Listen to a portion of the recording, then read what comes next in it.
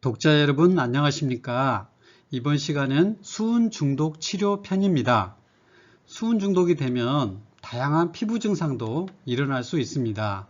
이 사진은 저희 아파트 쓰레기 버리는 곳에서 제가 찍은 사진인데요. 형광등이 깨져서 파편이 이렇게 보이고 있습니다. 만약에 형광등을 버리는 순간 형광등이 깨진다면 수은 증기가 즉각적으로 올라와서 흡입을 할 수가 있습니다. 그러므로 얼른 그 자리를 피하셔야 합니다. 수은이 건강에 유해한 핵심 기전을 설명드리겠습니다.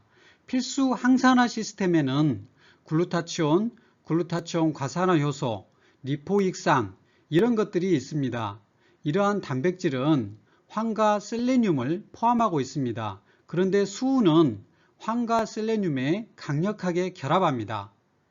황과 셀레늄에 수은이 결합하면 글루타치온이 감소하고 그러면 활성산소는 증가합니다. 그렇게 되면 첫 번째 에너지 생성이 감소하기 때문에 만성피로를 느끼게 됩니다.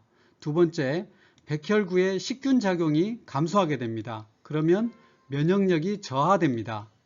활성산소로 인해서 신경세포가 손상됩니다. 그러면 다양한 신경증상이 발생합니다. 여기 글루타치온은 여기 S가 황입니다. 이 황이 붙어 있고 리포익산인데요. 이렇게 두 개의 황이 포함되어 있습니다. 여기에 수은이 결합하게 되면 이 글루타치온, 리포익산에 항산화 작용을 할 수 없게 되는 것이고 활성산소가 증가하고 다양한 증상이 나타나는 것입니다. 그러므로 원인 모를 만성피로가 있거나 면역력이 저하된 증상이 있거나 또는 다양한 신경정신 증상이 있다면 중금속 검사도 한 번쯤 생각해 보시면 좋겠습니다. 또한 거주지가 화력발전소, 쓰레기 소각장, 시멘트 공장 근처시라면 1년에 한 번 정도는 피나 소변으로 중금속 검사를 받아보시면 좋겠습니다. 검사에 수은 농도가 높게 나왔다면 우선은 원인을 파악하고 제거하는 것이 순서입니다. 첫 번째, 아말감이 있으면 제거해야 합니다.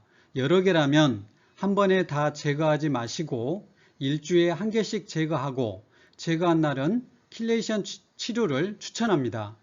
두 번째, 큰 생선 섭취를 제한해야 합니다. 세 번째, 수입산 화장품보다는 가급적 국내 생산품 사용을 추천합니다. 선진국 생산품에도 수은이 함유되었었고 수은 함량 유무를 표기하지 않는 경우가 대부분이기 때문에 가급적이면 국내 화장품 사용을 추천합니다. 네 번째, 수은이 함유된 형광등, 온도계, 습도계, 수은 전지 등의 제품 사용을 제한해야 합니다.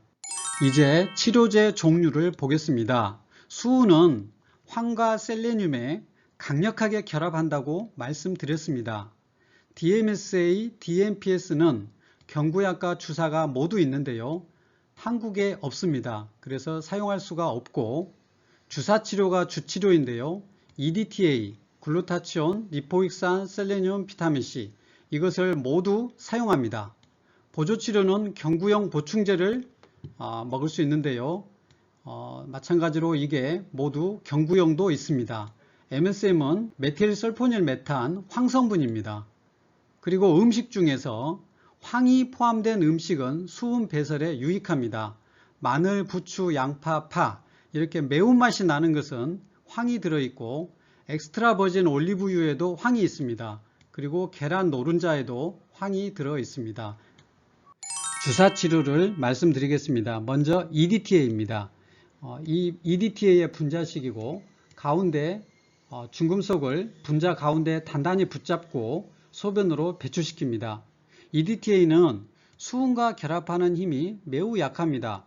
그럼에도 EDTA를 치료제로 사용하는 이유는 어느 정도는 배설시킵니다. 그리고 수은만 단독으로 있는 사람은 드물고 대부분의 사람은 다른 중금속이 함께 있기 때문에 EDTA를 치료제에 포함시킵니다.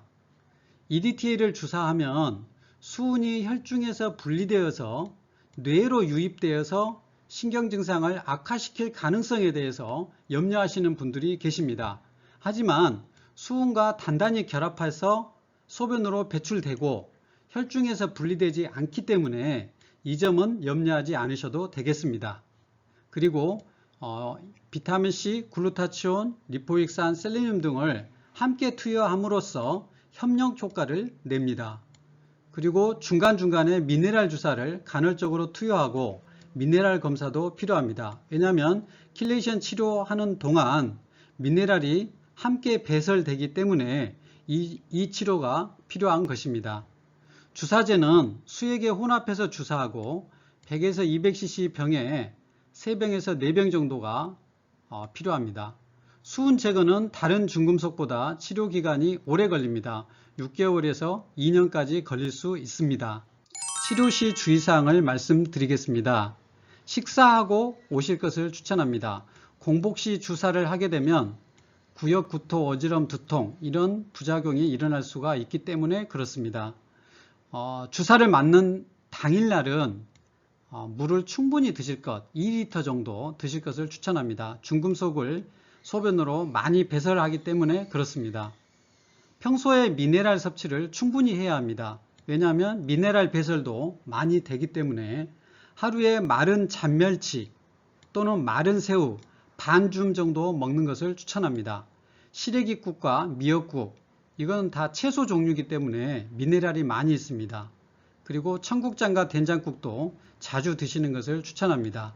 그리고 신경 보호를 위해서 오메가3와 같은 또는 엑스트라 버진 올리브유 같은 오일 그리고 B군 비타민, 미네랄 등 보충제도 추천합니다. 주사 치료 간격 및 횟수입니다. 횟수는 일주일에 1, 2회 정도 추천합니다. 규칙적일 필요는 없고 가령 보름 동안 한 번도 맞지 못했다면 그 다음 보름에 몰아쳐서 여러 번 맞으셔도 상관은 없습니다. 2, 3개월마다 또는 10회 주사마다 피소변으로 배설 정도를 확인합니다. 필요시에는 혈구, 간기능, 신기능, 미네랄 수치 등을 검사할 수 있습니다. 10회 정도 치료하면 증상 호전을 보이는 경우가 많습니다. 10회 정도 치료하면 총 저장량의 약 10% 정도가 배설된다고 추정되는데요. 90%가 아직 남아있는데도 불구하고 증상 호전을 보이는 경우가 많습니다.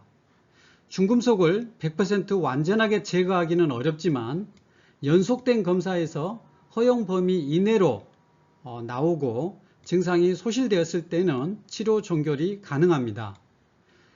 말씀드리지 않았는데 피부 증상도 유발할 수 있고 또 유입량이 많았을 경우에는 신경통증도 유발이 가능합니다.